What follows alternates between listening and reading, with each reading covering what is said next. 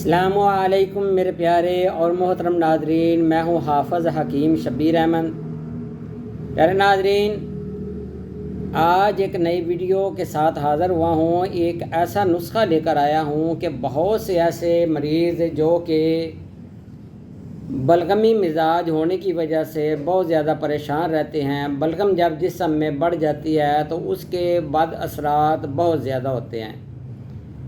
یہ بلغم کا جسم میں پیدا ہونا خون کی کمی کا باعث بھی بنتا ہے، کیونکہ جو غذا بجائے اس کے کہ وہ خون بنائے یا جسم میں ہڈیوں کو طاقت دے یا جسم کے اعصاب کو طاقت دے، وہ غذا اگر بلغم میں تبدیل ہو جائے تو پھر خوراک جزو بدن بھی نہیں بنتی، تو دن بدن جسم بھی کمزور ہوتا جاتا ہے، نظر کمزور ہو جاتی ہے، میموری ویک ہو جاتی ہے۔ اس کے علاوہ معدے میں خوراک جو ہے وہ تعفن کا شکار ہونے کی وجہ سے ہر وقت معدہ میں تبخیر اور خمیر بن جاتی ہے خوراک۔ تو پیارے ناظرین، آج کا جو نسخہ آپ کو دینے جا رہا ہوں یہ عضلاتی عودی میں سے ہے۔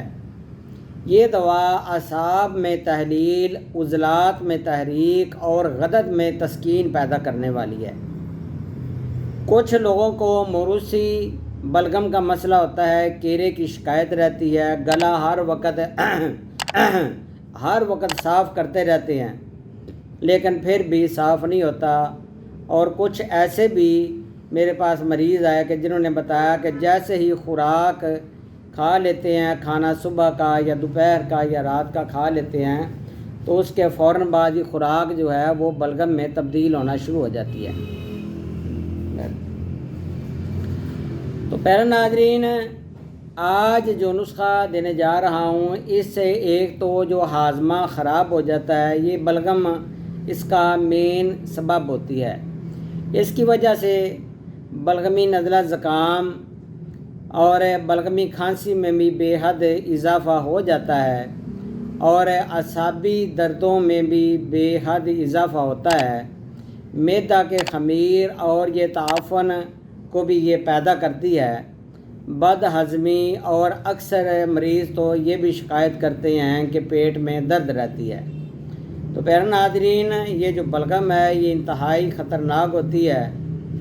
تو انشاءاللہ تعالیٰ آج جو نسخہ آپ کو بتانے جا رہا ہوں اس سے نہ صرف بلغم ختم ہوگی بلکہ جو غذا آپ کھائیں گے وہ آپ کی جزو بدن بھی ہوگی۔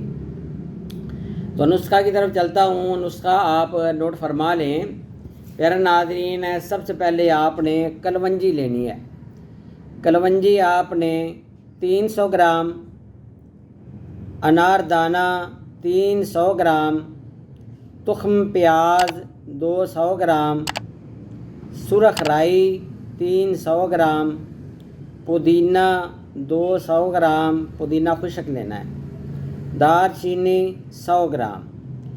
اب اگر آپ کو یہ نسخہ زیادہ لگے، یہ تو ایک دوا خانے کے لیے نسخہ زیادہ آپ کو بتا دیا، اگر آپ گھر میں بنانا چاہیں تو جو چیز 300 گرام بتائی ہے اس کو آپ 150 کر لیں، جو آپ کو 200 گرام بتائی گئی ہے اس کو 100 گرام کر لیں، یعنی کہ تمام کوانٹٹی میں ان کو آپ ہاف کر لیں تو گھر کے لیے پھر یہ تھوڑا سا نسخہ بن جائے گا۔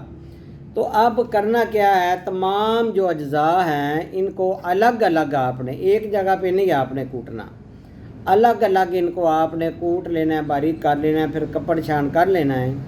اس کے بعد مریض کی جو مقدار خوراک ہے وہ 1 ماشا سے 3 ماشا دن میں 3 بار یہ مریض کو دیں، اور اس کے ساتھ لونگ 5 گرام، سرخ رائی 10 گرام، دار چینی 15 گرام، تینوں چیزوں کو آپ نے کوٹ لینا ہے، باریک کر لینا ہے۔